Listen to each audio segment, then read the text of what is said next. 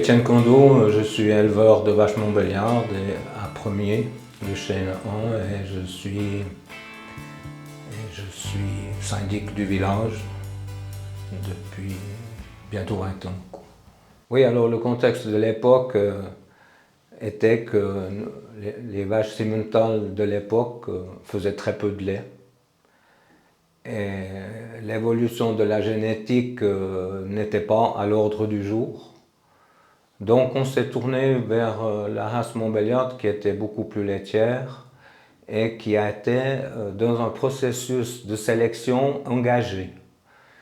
Donc le but c'était de moderniser nos élevages et d'en profiter et en même temps de vivre de notre métier de manière normale. Oui, c'était ça, quoi. C'était ça le moteur, quoi, hein, de nos investigations, quoi. Et qui répondait à un besoin, à un réel besoin. Alors, notre aventure, elle a commencé par des demandes officielles, déjà 15 ans avant la guerre des vaches, pour avoir des autorisations d'importer de la semence, d'importer des animaux vivants. Mais le but était effectivement de vivre de notre métier et d'évoluer. La première phase, c'était vraiment de rester dans la légalité et de pouvoir vivre de notre métier en évoluant par rapport au carcan de l'époque, des milieux de l'élevage de l'époque qui étaient extrêmement fermés. Donc on avait dans ce canton le parti radical, il y avait la nomenclature des officiers, la cavalerie, il y avait des choses qui étaient très établies et qu'on ne devait pas bouleverser. Alors le début des choses violentes, c'était dans les années 64-65, juste après l'exposition nationale, quoi. Donc c'est là que ça a vraiment débordé. Alors dans un premier temps, c'était les relations entre le groupe agricole de Romain-Motier avec une bonne équipe de paysans progressistes. Il y avait eu l'initiative d'aller rencontrer les éleveurs français, pas seulement pour les vaches, mais aussi pour la culture de l'herbe, pour d'autres démarches un peu différentes. C'était ça le but, quoi. C'était de créer des contacts et beaucoup d'agriculteurs français, d'éleveurs français sont devenus des amis, y compris un généticien qui avait mis en place l'insémination artificielle, le testage des taureaux, qui étaient des éléments déjà révolutionnaires pour l'époque, quoi. Donc c'était chercher des garanties sur les animaux qu'on allait élever, quoi. Donc c'était ça le premier but, mais c'était le but d'en vivre, quoi. Parce qu'on était à un moment donné vraiment au niveau de ce qu'on avait comme bétail en Suisse, des animaux qui étaient peu productifs. La race montbéliarde est une race qui était déjà beaucoup plus laitière que la race simmentale, qui était aussi une race mixte, mais beaucoup plus laitière, et le travail de sélection avait été déjà entrepris à partir des années 50, quoi. Donc c'était ça le but. En plus, elle amenait des vaches colorées, rouges et blanches, qui étaient vraiment plaisantes, quoi, qui nous ont fait beaucoup de joie, qui nous ont amené beaucoup de joie aussi de par leur présence et leur couleur, quoi. Alors on avait pris contact avec des éleveurs ou des marchands de bétail qui venaient livrer les animaux plus ou moins près de la frontière, et on les prenait en charge du côté français pour traverser la montagne à plusieurs endroits différents, parce qu'il fallait varier les points de passage, déjà pour essayer d'éveiller le moins possible l'attention non seulement des douaniers, mais aussi des riverains, quoi. pour essayer d'être le plus discret possible. Alors aujourd'hui, je pense qu'on peut le dire, il y a prescription. Ceux qui ne sont pas décédés sont à la retraite, donc on peut dire certaines choses. Mais effectivement, j'ai le souvenir en étant enfant d'être monté depuis Lignerolles à travers la forêt, dans la neige, pour aller rejoindre mon père qui montait depuis le côté d'entre les fours sur la Cafaude avec deux vaches, une dans chaque main, et de venir lui donner un coup de main pour faire la traversée sur Suisse. Et je me rappelle qu'on était planté dans un bosquet d'arbres juste au-dessus de la Bessonne. Et on avait vu passer les douaniers avec leurs chiens sur le chemin direction le Suchet. À une époque où les douaniers faisaient encore des courses de nuit à travers la montagne, quoi. Et c'est vrai qu'on avait attendu dans notre bosquet qu'ils aient passé pour traverser et puis descendre le plus rapidement possible sur Lignerolles, voir les clés, quoi. Ouais. Donc c'était la ligne la plus directe, pas la plus courte, mais la plus directe, quoi. Et un dimanche soir, mon père me dit « Tu viens avec nous, on va faire une virée en France, quoi. » On est parti du côté français, du côté de Mout-les-Pontais. Et puis là, on a pris en charge un veau Montbéliard. On l'a mis dans un sac. On lui a fait une petite piqûre de rompoune pour qu'il dorme tranquillement. Et au préalable, mon père avait scié tous les ressorts qu'il y avait sous le siège arrière de la vieille Ford. Et on a mis le veau sous le siège arrière et moi assis dessus. Ma mère devant à droite, comme un couple qui rentrait bien peinard dimanche soir d'une balade ou d'une virée. On avait au préalable, avant de passer la douane des Charbonnières, aéré la voiture pour pas que ça sente le veau. On s'était assuré que tout était bien en place. Et arrivé à la douane des Charbonnières, le douanier, Monsieur Baruchet, avait posé des questions à mon père parce qu'il se connaissait depuis le temps qu'on passait la frontière. Normalement, il se connaissait. Il avait ouvert le coffre, il avait ouvert la porte arrière où j'étais assis sur le veau, il avait refermé la porte et nous avait laissé partir. Ce qui s'est passé par la suite, c'est que le douanier en question, qui était le chef de poste, le jour de sa retraite, a pris contact avec mon père et lui a raconté tout ce qu'il avait vu, tout ce qu'il avait su. Et ils se sont échangés des regards et des paroles sans parole à ce moment-là pour dire « moi je savais ». Et l'autre en face a dit « moi aussi je savais ».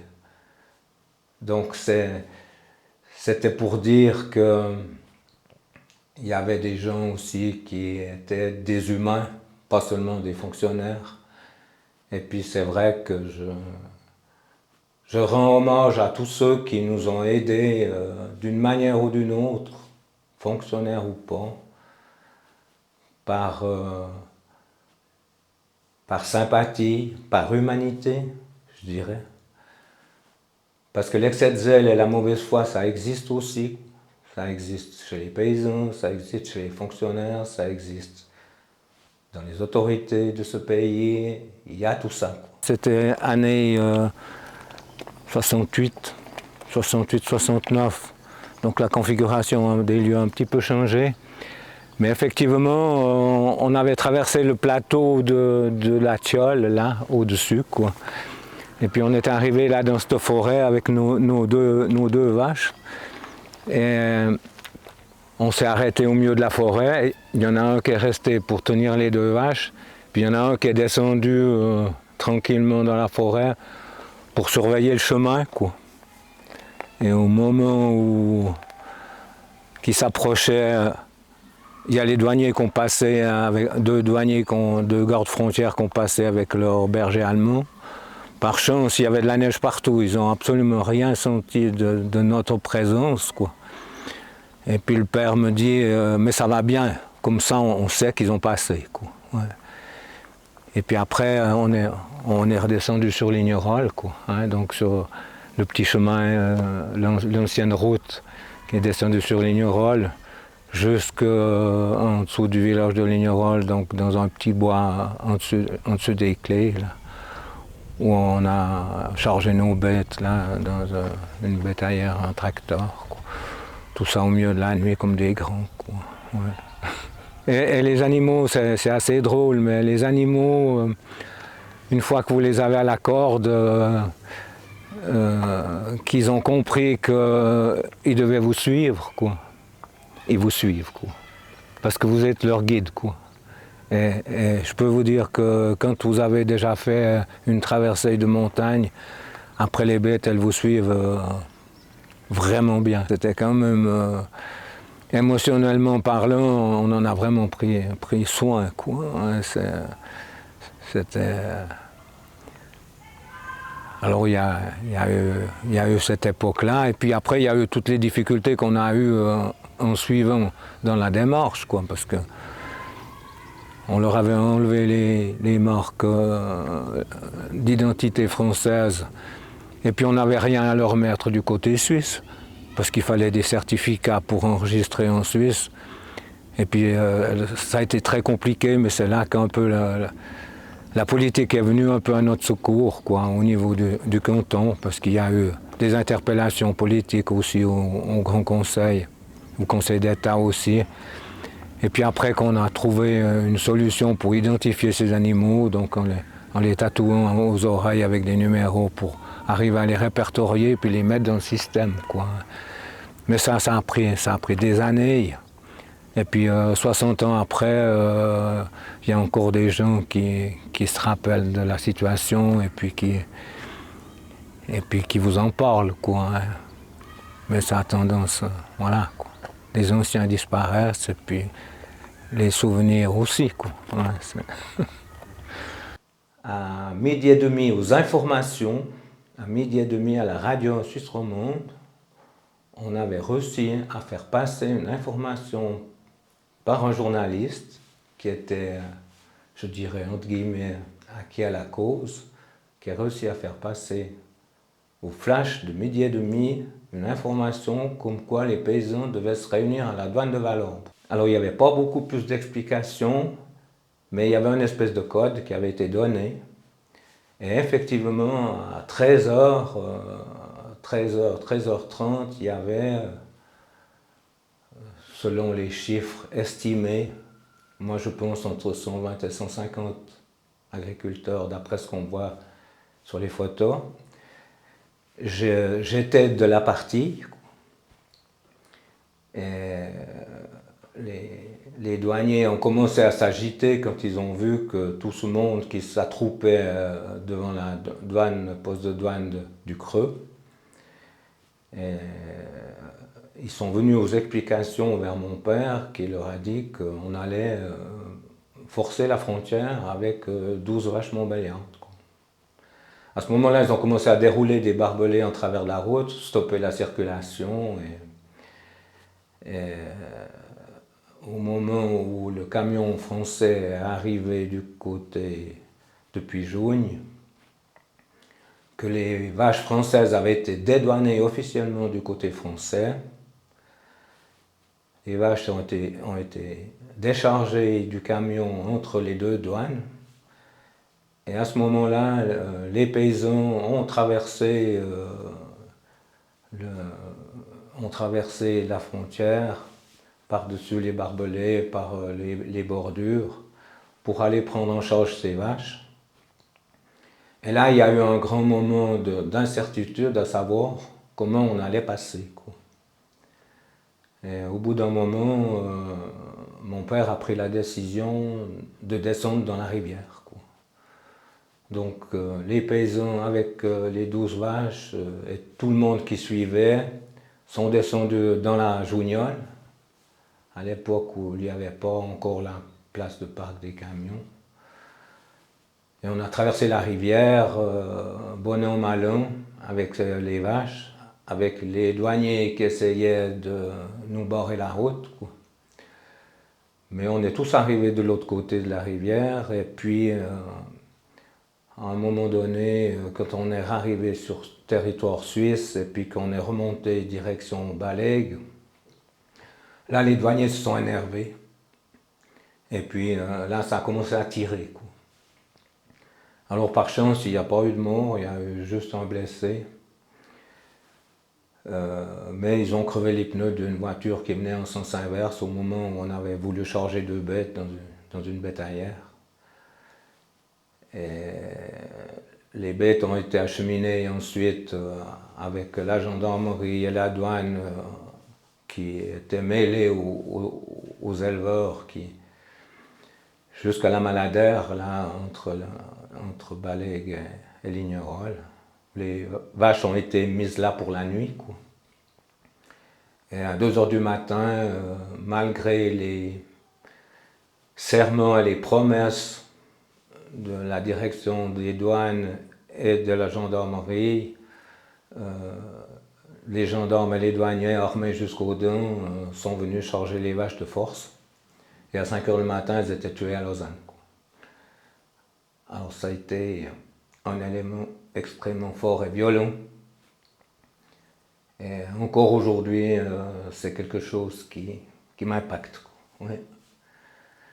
Mais ça a été en même temps politiquement un déclenchement du côté du Conseil d'État vaudois qui avait donné l'ordre d'abattre les vaches, quoi. Donc effectivement, politiquement parlant, ça a déclenché les affaires, et après il y a eu beaucoup de motions parlementaires, il y a eu beaucoup de discussions sur ce sujet qui a fait évoluer les affaires et qui a permis de débloquer les situations et puis d'en arriver à importer d'abord de la semence officiellement et ensuite des animaux. Mais le but était de multiplier les animaux qu'on avait sur Suisse, quoi. Ouais. Alors forcément, on était dans le viseur, quoi. Mais après, ça a pris tellement d'ampleur que sur toute la chaîne du Jura, hein, de Genève jusqu'à Bâle, ça s'est mis à bouger de partout, quoi. Et puis là, le mouvement s'est crédibilisé. Il était plus sur quelques têtes d'éleveurs un peu foufou, quoi, ou un peu, ouais. Là, le mouvement, il a pris tellement d'ampleur qu'il y a eu une conscience politique après qui s'est mise en place. Et il y a des gens qui ont pris parti pour nous aussi, quoi. Il faut aussi le dire au niveau politique. Il y a certains conseillers d'État qui nous ont un peu tiré dessus, mais il y en a des autres qui nous ont aidés, quoi. Donc, au niveau de la presse, pareil, quoi. Au niveau de la presse, on a eu des vrais appuis. On a eu des journalistes valaisans, des journalistes d'autres cantons qui sont venus faire des reportages avec l'Illustré aussi. Les paysans du Clair de Lune, c'était un reportage avec l'Illustré. Et il y a des journalistes qui ont eu un plaisir fou à couvrir ce genre d'événement, quoi. Mais on a des journalistes aussi qui ont pris fait et cause pour l'officialité avec tout ce que ça comporte et qui nous ont fait aussi beaucoup de tort, quoi. Donc c'est vrai qu'on était passionnés par ce qu'on faisait, quoi. Même qu'à un moment donné, il a fallu réaliser qu'il fallait arrêter, quoi. Ouais, parce que tu y prends où, ouais. Et puis, mais il fallait arrêter. Il y a un moment donné, moi j'ai dû me fâcher avec mon père pour lui dire à présent stop, on arrête, quoi. Ouais. Ma maman, c'était une personne extraordinaire, quoi. D'une discrétion sans faille. Et puis c'est elle qui nous amenait dans les endroits stratégiques pour le démarrage et l'arrivée aussi. Bien entendu, quand on était sur la frontière, il n'y a pas grand monde qui dormait dans la maison, quoi. Ouais. Vous pouvez même imaginer le contexte, quoi. Et à quelque part, la contrebande, c'était pas quelque chose qui était... C'était pas un honneur, hein, c'était pas une gloire. Pour nous, ça a été une nécessité à un moment donné, puisqu'on n'a pas pu officiellement pu régler les affaires, parce que le but de départ, parce que dans les années 60, on a essayé de demander des autorisations pour pouvoir importer légalement des animaux. Donc la contrebande, elle est venue au bout d'un certain temps d'usure où on n'a pas pu mettre en place ce qu'on voulait mettre en place. Mais c'est vrai que pour mon père, franchir le pas, ça a été quand même compliqué, ça a quand même été dur, quoi. Parce qu'ils avaient été élevés dans une honnêteté très stricte. Et c'est vrai que mon grand-père, à l'époque, il n'aimait pas tant ça, non. Il n'aimait pas tant ce système. Il n'y a pas de regret sur le déroulement des affaires. Mais il y a quand même une conscience qui n'était pas dans un premier temps d'en arriver à des choses comme ça. C'était vraiment extraordinaire pour un paysan d'en arriver à une extrémité de ce type-là, quoi. Mais c'est arrivé inévitablement. Alors pour moi, c'était une aventure exceptionnelle et effectivement, moi j'ai eu beaucoup de plaisir, quoi. Ouais. J'ai dit, les adultes avaient des fois peur. Et nous, enfin moi en tant qu'enfant, j'avais pas ce souci-là, quoi. Mais c'était une aventure inoubliable et puis c'était une force de vie, quoi. Parce qu'on avait tellement espéré, donc on avait porté cette espérance aussi, nous les enfants, on avait porté cette espérance pour une amélioration de nos conditions de vie qui était essentielle. Donc aujourd'hui, avec le recul, je pense que c'était nécessaire, inévitable. Et avec le temps qui a passé, c'est une réussite, quoi. C'était une réussite pour beaucoup d'éleveurs et beaucoup d'agriculteurs. Et ça a permis justement de lever le carcan de l'élevage suisse de l'époque. Je le dis aujourd'hui, je dis la Montbéliard de notre exploitation a amené l'aisance. Et puis on me dit, mais ça veut dire quoi l'aisance? Ben, je dis, c'est pas de devenir riche, c'est de pouvoir payer ce qu'on doit. Et puis élever sa famille. Et puis surtout transmettre le patrimoine. Parce que le but de tout être humain sur la Terre, c'est de transmettre le patrimoine. Et ça, c'est une chose auquel je tiens beaucoup. Donc je suis Étienne Candeau et nous avons refait un bout d'histoire de la guerre des vaches et de ce qui a fait la vie de notre enfance et notre jeunesse.